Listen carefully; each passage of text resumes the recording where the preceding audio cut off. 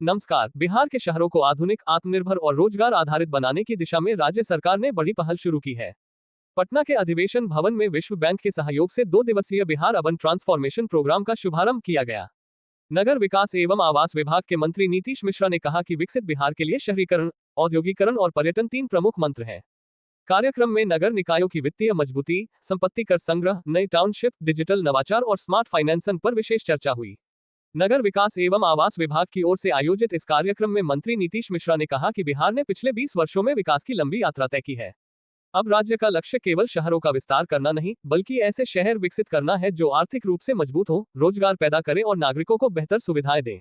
मंत्री ने कहा कि सैटेलाइट टाउनशिप, डिजिटल नवाचार और टिकाऊ विकास के जरिए बिहार के शहरी क्षेत्रों की तस्वीर बदली जाएगी। नगर निकायों की ऐसी परियोजनाओं को अर्बन चैलेंज फंड के तहत प्रोत्साहन दिया जाएगा, जिनमें नवाचार, राजस्व सृजन और सतत विकास की क्षमता होगी। कार्यक्रम में नगर निकायों की आय बढ़ाने पर भी जोर दिया गया। मंत्री ने बताया कि वित्तीय वर्ष 2023-24 में जहां संपत्ति कर संग्रह 332 करोड़ रुपए था, वहीं वर्ष 2025-26 में यह बढ़कर 565 करोड़ रुपए पहुंच गया है। यानी 2 वर्षों में संपत्ति कर संग्रह में करीब 233 करोड़ रुपए की वृद्धि हुई है। उन्होंने कहा कि संपत्ति कर नगर निकायों की वित्तीय व्यवस्था की रीढ़ है।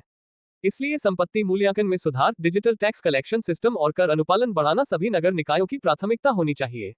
राज्य सरकार ने वित्तीय वर्ष 2026-27 में शहरी विकास योजनाओं और प्रतिबद्ध देनदारियों के लिए 15,237 करोड़ रुपए से अधिक के बजट की योजना बनाई है।